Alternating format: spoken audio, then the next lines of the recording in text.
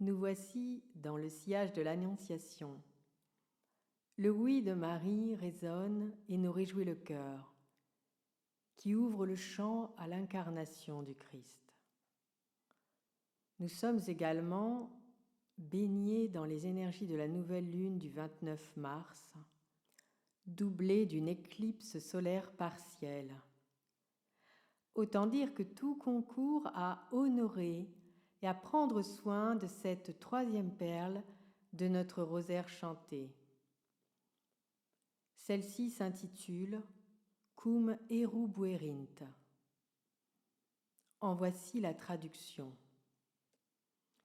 Tandis que les parents abattus rougissaient, honteux de voir leur progéniture s'égarer dans le pèlerinage de l'exil, déchus. Vous criez à haute voix, d'une voix de cristal, pour relever l'humanité de cette chute malveillante.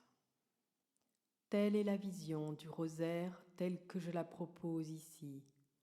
C'est un collier, c'est un chapelet de perles rares, de pierres précieuses, que constituent les prières. Elles sont florales, elles sont des roses étincelantes coiffant le visage de Marie. Chacune brille à sa manière, chacune compte, chacune permet de s'arrêter un instant, de se concentrer sur les mystères, sur chacun des mystères. Entre chaque perle, il y a du temps, il y a de l'espace, il y a ce silence qui permet d'intégrer, de rassembler, de concentrer et puis de diffuser en écho à ce qui vient d'être dit, à ce qui vient d'être récité, à ce qui vient d'être chanté ici. De la même manière, la musique de Hildegard de Bingen, issue bien sûr de l'époque du Moyen-Âge, se présente comme un chapelet de notes, comme un collier où les notes dansent sur les lignes de la partition. Il y a les hauteurs, il y a les intervalles notés, mais il n'y a aucune indication sur le tempo, ni même les indications de nuances.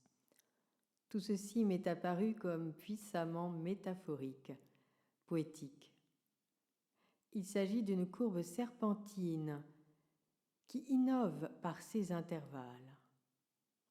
Les intervalles entre deux notes, entre deux perles, constituent toute la richesse de cet espace-temps qui engendre l'émotion, pour nous mettre en mouvement, pour nous mobiliser et permettre la possibilité d'une diffusion en nous, à travers nous, au-delà de nous, par le chant, par l'écoute, par le partage.